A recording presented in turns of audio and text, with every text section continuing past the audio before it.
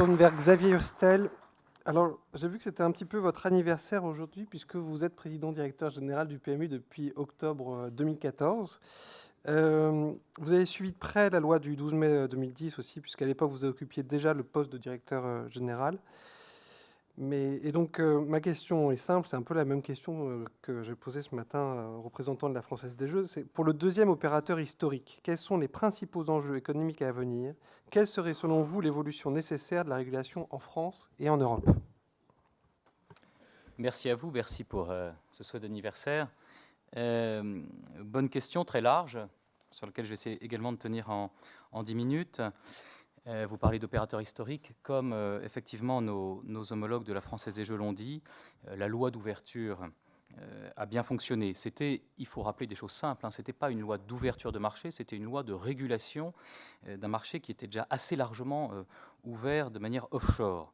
Et donc maintenant, la loi a un cadre précis, on en a parlé, on ne va pas revenir dessus, protecteur pour les opérateurs légaux, licenciés, protecteur pour les consommateurs, et puis qui a permis surtout à l'offre légale de se développer.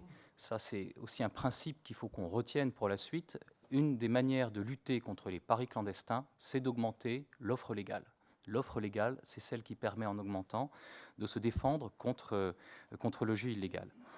Je voulais aussi revenir sur 3 points de réglementation, et je profite de la présence de la Commission européenne là-dessus, qui fait que la réglementation française a 3 particularités dont on disait au début que ça ne marcherait pas dans le droit communautaire, et ça a marché, comme quoi on fait beaucoup quelquefois d'Europe bashing dans notre pays, et l'Union européenne sait être pragmatique. La première chose, c'est que tout le monde disait qu'on ne peut pas réguler Internet qui est transfrontalier avec des licences nationales. Ça marche, on peut réguler Internet avec des licences nationales malgré les frontières. Et d'ailleurs, le modèle français est plutôt copié par d'autres pays qui veulent également ouvrir leur marché Internet. Le second point qui concernait beaucoup l'industrie hippique, l'industrie des courses, c'est qu'on se demandait si un retour financier pour la filière des courses était possible de la part des nouveaux entrants sur le marché du pari hippique. Eh bien oui, c'est possible. Il y a une redevance spécifique qui a été créée, qui a été validée par la Commission européenne. Et par exemple, le Royaume-Uni actuellement étudie un système de ce type pour pouvoir remplacer son traditionnel levy qui se fait sur les opérateurs de paris hippiques. Le troisième point, c'est qu'en France, le modèle de paris sur les courses est un modèle mutuel. C'est un modèle mutuel parce que c'est le meilleur modèle pour rendre du financement à la filière hippique. De toute façon, les faits sont là. Il y a 5 grands pays qui ont des industries hippiques dans le monde à succès. Ce sont 5 pays qui ont une exclusivité en paris mutuel. Donc si on veut une industrie hippique puissante, il faut un pari mutuel. Eh bien, cette, entre guillemets, exception française, elle a été validée dans la loi et elle a été validée par l'Union européenne. Donc on a 3 points de pragmatisme qu'il faut souligner dans cette ouverture. Impact économique actuel, puisque c'est la question sur le PMU.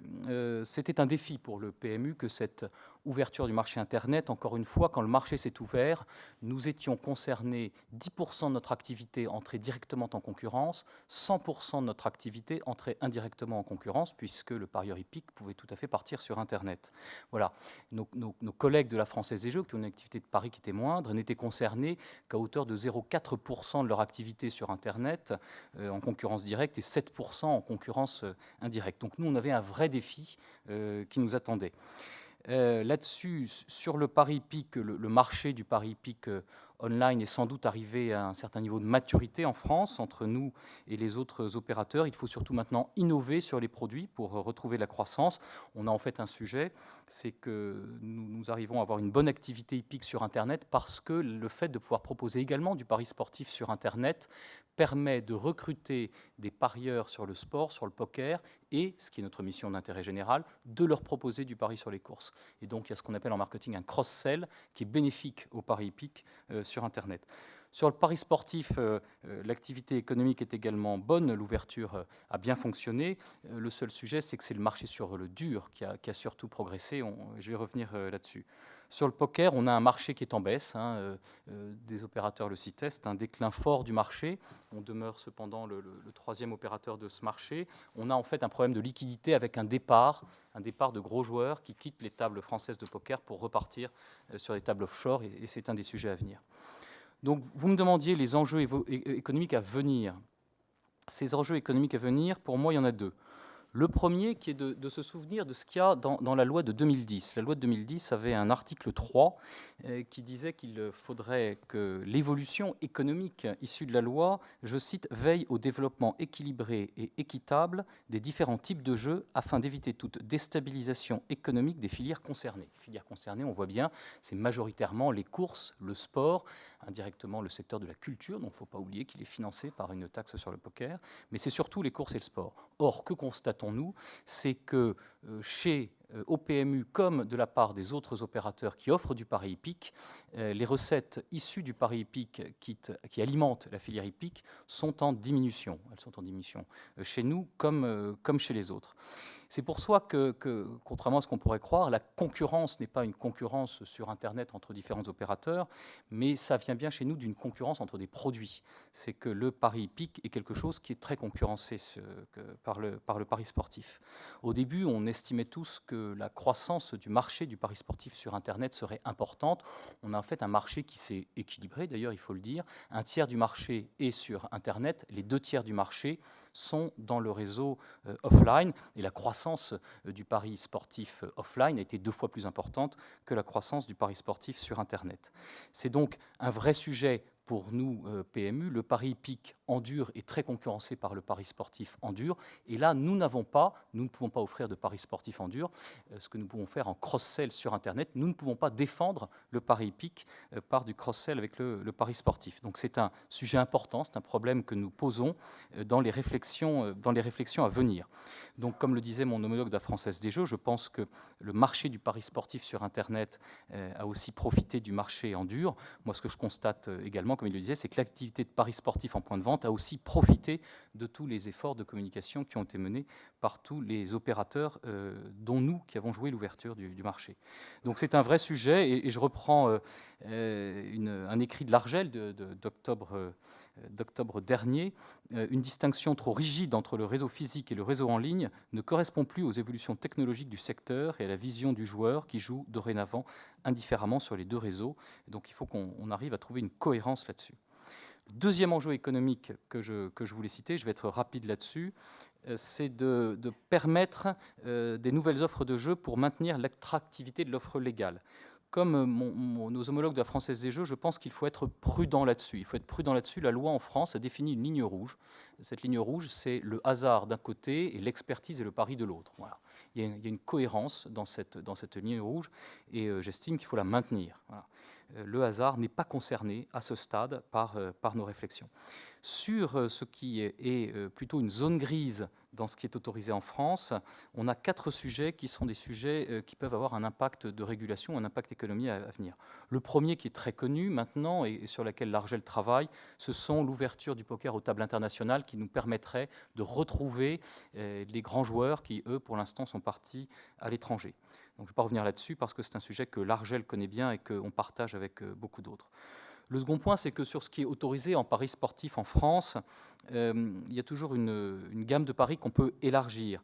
L'Argel est revenu sur ce qui était à un moment prohibé en matière de matchs sans enjeu. On a restauré pas mal de paris sur ces matchs et finalement ça se passe très bien. L'Argel a dorénavant autorisé les paris en handicap sur le rugby. Moi je note que saison de top 14 qui vient de commencer, 25% des paris sont des paris handicap, 33% sur la Pro D2. Donc il y avait un vrai marché sur les paris à handicap. Moi je pense qu'il faudrait regarder si ces paris handicap ne pourraient pas concerner d'autres sports. Et puis, il y a des championnats qui se développent de manière très spectaculaire en France et à l'étranger. C'est le football féminin. Et donc, moi, j'appelle à ce qu'on ait une réflexion là-dessus. Ça, c'est sur ce qui est autorisé. Ensuite, on a les zones grises. Les zones grises, comme le disaient aussi nos homologues françaises des jeux, la première zone grise, c'est ce qu'on appelle les skill games. Les skill games, jeux d'adresse, qui ont largement été payants en France. On payait pour jouer, on gagnait de l'argent, que pour l'instant la loi a interdit. Maintenant, ce n'est pas tout de l'interdire. De fait, on peut toujours jouer à des skill games plus ou moins payants sur des sites plus ou moins offshore. Et là-dessus, on pense qu'il faudrait aller plus loin. Donc, il faut se poser la question des skill games. Soit il y a réellement de l'argent derrière, à ce moment-là, ça entre dans la loi de 2010. soit le skill game payant est totalement interdit en France, et auquel cas on a un vrai sujet de blocage également des sites là-dessus. Parce que je le voyais très très bien dans l'enquête de l'Observatoire des jeux, pour un client, jouer en skill games, c'est la même chose que jouer en ligne. Il ne voyait pas la différence.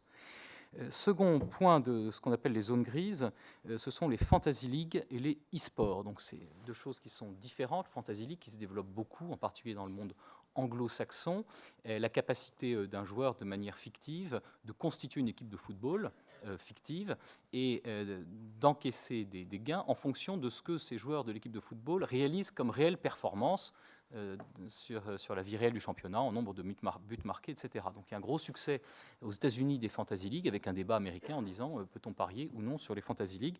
Et voilà, ça commence à se développer en Europe. Il faut ouvrir ce sujet, peut-être pour le fermer. En tout cas, il faut que c'est vraiment une zone grise sur laquelle il faut avancer. Sur le e-sport, c'est la même chose. Donc ces championnats qui sont là pour le coup sur des équipes quasiment professionnelles de jeux vidéo, il y a une activité qui se développe, des sujets de paris sur le e-sport qui se développent. C'est une zone grise, il faut savoir ce qu'on en fait.